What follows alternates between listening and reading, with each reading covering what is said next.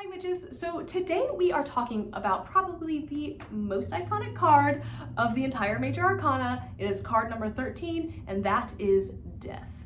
Now, before anyone panics and, freaks out when they get this in a reading, it does not point to the death of a loved one near you. Like, that is not, Hollywood makes it out to be this really big scary thing. It's not. Now, the card is admittedly really ominous looking. If you guys can see, there is a death guy, a little skeleton man. It's pretty ominous looking, but today we're going to look a little bit deeper into this card and hopefully dispel some of those rumors or associations that you might have or that might be causing you anxiety about getting this card. So let's chat about the way the card looks first of all. Admittedly, yes, like I said, it is a very spooky looking card. The Rider-Waite card depicts a figure of death, usually a skeleton in black armor, riding a white horse, which really reminds me of like Behold the Pale Horse. Now in this one, he's kind of just like, he has like a weird skeleton, like a vertebra, like staff, and he's kind of doing this weird dance. So again, my deck is different than the Rider-Waite deck, but we're using that as like the baseline. It kind of like I said, it reminds me of like Behold a Pale Horse, and Death was his rider and all of hell followed after him. I think that's the quote from Revelations. I was really into Revelations when I was like a weird Christian, like when I was like 10, it was a lot. But anyways, the skeleton is kind of that like iconic death symbol, right? Because after our other like softer bits kind of decay and go back to the earth, our skeletons endure for a really long time. I mean, they just found another like skeleton of like an early hominid, or is that how you say it? Early humans, which fascinates me. I'm like really interested in like Neanderthals and stuff. Like I think that's really cool. And like the evolution of like human beings is like very interesting to me. But I think that, the skeleton is a very iconic image of death, right? Death carries in the Rider-Waite deck, Death carries a black flag with a white rose on it, and the rose has 5 petals.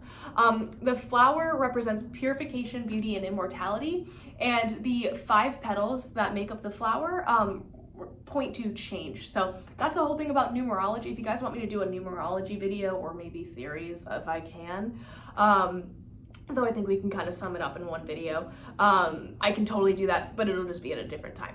The background of this card kind of shows more iconic symbols of death. There is a boat ferrying people to the afterworld, the underworld, the afterlife. That is what I was going for. In this card at the bottom, you can kind of see like an inkling of the river, I guess, but it has like a bunch of like hands and faces of like a man, a woman, and a child. There's like a crown, there's like a bunch of other stuff in there. To me, that is indicative of, death comes for all of us, no matter like what age you are. Like it could happen at any point. Not to scare anybody, that's not what I'm saying. And like I think that like back in like the medieval times, death was definitely more of like a prominent thing that people had to deal with. Luckily we have like science and stuff now, which is cool, and like medicine. But it can happen, like we're all touched by it. It's all something that we all like experience at one point or another. With all of these symbols, we can kind of gain a sense that while death is inevitable, it is not something to be feared. It's about beginning, it is about beginning and ending, birth and rebirth, and just like an overall change of state. And I think that's a really beautiful way to look at it. I'm able to talk about this a lot more easily than I probably would, if you'd asked me like 6 months ago, because I have been working with Anubis for a really long time. Well, not really long time, but like for a longer period of time than I thought I was going to. And he's helped me a lot, so I can like actually see a lot of beauty in this card. And I don't know, I don't fear it as much as I did in the beginning of the year. So that's kind of like a fun personal growth thing. In this reading, let's move right along. In a reading, when you receive this card upright, it may point to transition, ending a period of time in your life, transformation, and once again, the inevitability of change, which we have been talking about like for the last couple videos. When reversed, it actually points to uprooting and rejection of old beliefs and personal inner transformation, but it may also point to, once again, resisting change. So similar to what like the previous cards have been saying. So after we've learned to see the world from a different perspective from the Hanged Man, Death asks us to learn from that. Like yes, you could look at everything like upside down and like come to a bunch of conclusions, but if you do nothing with it, then like what's the point, right? So that's kind of like what Death is telling us. Like it is asking us to learn from that and to release that which no longer serves us in order to promote transformation. It's asking us to embrace a death of our old selves. And transform into the person that we were born to be, which I think is beautiful. I know, like, again, like I said, death can be really scary to people, and myself included. I completely understand. I swear the universe just doesn't want me to film today. Like, it's so crazy. But yeah, after we learn to see the world from a different perspective from the hangman, death asks us to learn from that and endure personal growth. So the changes themselves aren't necessarily bad, and I think it is a beautiful thing to kind of like experience multiple deaths of previous versions of yourself and realize like how far you've grown. And you know, the changes, like I said, aren't necessarily bad. And I see this card as really a final like smack upside the head to be like, hey, get yourself on the right path. Like, this ain't it. It's, like I said, it's a really iconic card, of course. I work with 2 deities that are specifically tied with death and 2 that are like kind of have like associations with death. So being someone who does work with the Morrigan, who's one of the ones who kind of has associations with death, she's more of a war goddess, but that's the whole thing. She's kind of the queen of change and transformation, to be honest.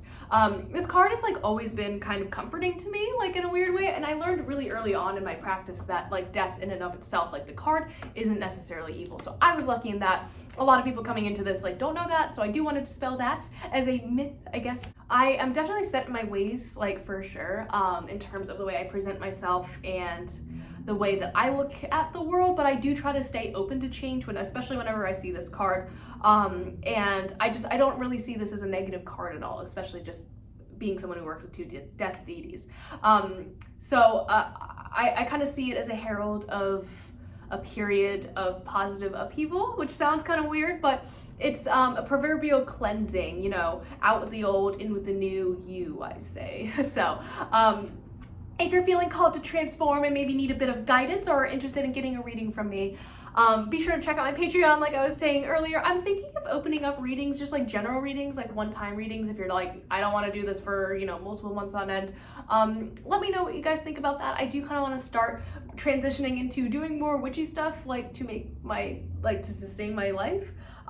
Because I think that's a really big part of that's like the next part of my journey. And not to toot my own horn, but I am really good at reading tarot cards. I don't know what it is. I'm not like a psychic or anything. Like, I don't like see dead people, but there's something about me that I feel the universe kind of uses me to tell people the things that they need to hear. And I know that sounds really crazy. I'm not like, I don't know if that makes me a psychic or a medium or anything, like, because again, I don't see dead people, but I have a knack for tarot. So if you guys are interested, let me know. And if you are interested in me doing like one-time readings, definitely let me know in the comments, just because like I want to gauge interest before I put a lot of work into it, because I stretch myself really thin with my collection and I don't want to do that again. So anyways, I hope you guys are having a great day and I will see you tomorrow. Bye.